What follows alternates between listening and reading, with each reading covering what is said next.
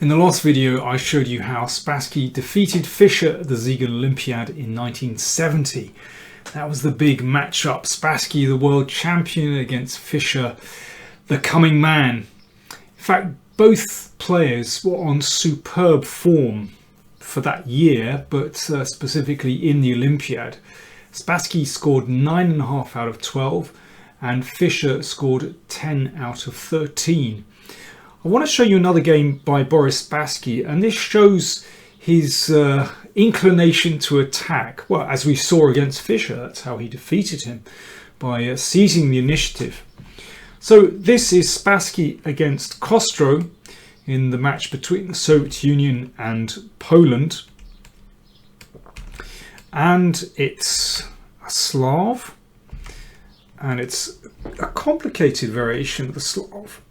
Of course, you can play e3 here, which can be a little quieter, but Spassky plays bishop g5, and this invites black into playing these very sharp lines with pawn takes pawn on e4. But clearly Spassky's opponent wants an easier life, and he plays h6, hoping that Spassky is going to take here, and that exchange kind of calms things down a little bit. But Spassky obviously wants a fight, and he doesn't back down. He plays bishop h4, which involves a gambit. Black takes, and then e4, and black can hold on to this pawn by playing first g5 and then b5. So this game was played in 1970, but since then this line, well, in the last few years, has become incredibly popular. Spassky plays very calmly before trying to prove that he has compensation for this pawn. He just gets castled. Now, as I said, it's a very popular line at the moment. You might recall a game from the Candidates Tournament in Berlin between Grishuk and Ding that went knight e5, and recently many games have been played with this line. And then Grishuk played this rather speculative sacrifice, incredibly dangerous sacrifice with e5. It was an absolutely mad game. But instead of knight e5, Spassky, I think, very typically plays in an absolutely straightforward way. I think that's what's impressed me about looking at his games, is that he has a plan and he executes it, and it's also very practical as well. d5. So this just explodes the middle of the board, while black has yet to complete his development.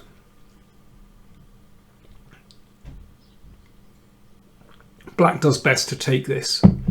If you try and protect this pawn chain here with a6, then this damages black's kingside pawns. Now this diagonal is open. This really doesn't look nice. And then h4 looks highly unpleasant. So Kostro plays, I think, in the best way, and that's to take here. Now, if knight takes b5, excuse me, knight takes d5, probably the best move. But then knight takes b5. Now, there are all kinds of interesting threats here. There was a game between Shirov and Kramnik where Shirov just retreated the knight to d4, and he ended up defeating Kramnik. You can also throw that knight into d6, and, well, white has obvious compensation with this bishop slicing across the face of black's king. But knight takes d5, probably black's best. But instead, queen b6 from Spassky's opponent Kostro. But this really gives white what he wants, which is to damage black's king position. And knight d4 just puts the finger on a few really sensitive spots in black's position. Well, one thing is bishop h5 check is now a possibility. See, with the pawn gone from f7, then black's king could be in some trouble. And we're also threatening to take here. Looks unpleasant. And also the knight looks at e6. Of course, that's protected at the moment, but something could happen soon. So Kostro decides, right, he needs to get his king to, well, relative safety, and develops the bishop, attacking the knight, allowing b5 to be taken, but then he can castle kingside.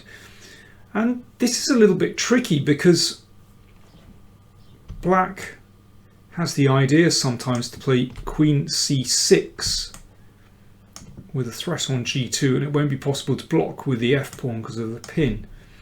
So Spassky has to watch out for that. I suppose the obvious move for white in this position is to take the pawn on c4.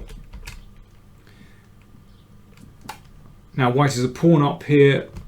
Black's pawn on e6 looks terrible. It looks like a fantastic position for white.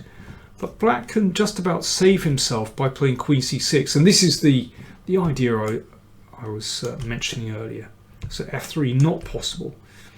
Now white can stop that, the threat of mate with queen f3. And then the players reach an endgame. Now there's no doubt that this endgame with an extra pawn for white is well, obviously better for white. But, well, this bishop is pretty good. The king isn't so special here. I think black has reasonable chances to hold that position. It's certainly a very messy position. And I think considering that black's king was quite exposed, or is exposed, then exchanging the queens would certainly be a relief for black in this position. But it's interesting that Spassky declined to go into that endgame, even though he would have been better, and instead played in a very practical way. You know, he likes the fact that black's king is exposed, but his king is very safe. And he just played bishop f3. For me, this is the most impressive move of the game, because Spassky just wants to continue his initiative and play against the king and play against all these weak pawns. And by exchanging these bishops, this just kills any kind of idea of counterattack for black, and just makes life very difficult for his opponent. So rook c8 played to stop anything with knight c7, rook d1. And this is simply a very difficult position for black, because white's pieces are beautifully coordinated. The rook comes to this open file, looking at the knight, looking at the d6 square. And black finds it very hard to defend. Of course, he would love to exchange the queens. That would give him a chance, but no. Spassky declines, and the queen looks at both these weak pawns. And it's just a horrible position for black, actually. Kostro played knight d5. But then knight d6 was really unpleasant. Attacking the rook. And also attacking the pawn on e6 as the queen is no longer protecting. So this was taken, and then queen takes. And here Kostro resigned, which is a little bit surprising, because he could have battled on in this position. I mean, probably he was just completely demoralized, but he could have found a couple of good moves here. Rook f7, and after knight takes, I mean, maybe he just thought this was completely hopeless, because if bishop takes, then knight e7 check wins the queen. But in fact, black can play on by playing bishop f8. Now this is pretty miserable. Black is a clear pawn down. Probably best for white, again, to keep the queens on the board, considering that white's king is completely safe from Black's king is somewhat exposed, and just drop the queen. Clear pawn up, nice pieces, of course, huge advantage to white, but black can play on this position. Nevertheless, I like Spassky's play very much. It's the directness of his attacking play that really appeals to me. This move d5, and then this very practical move bishop f3, I think is quite impressive. So as I said, Spassky on fantastic form in the Olympiad. He had, what did I say? Yeah, 9.5 out of 12 he scored in the Olympiad. Now I'm going to show you in the next video, you'll have to wait for a little bit, but in the next video I'll show you how Fischer was getting on in the Olympiad as well.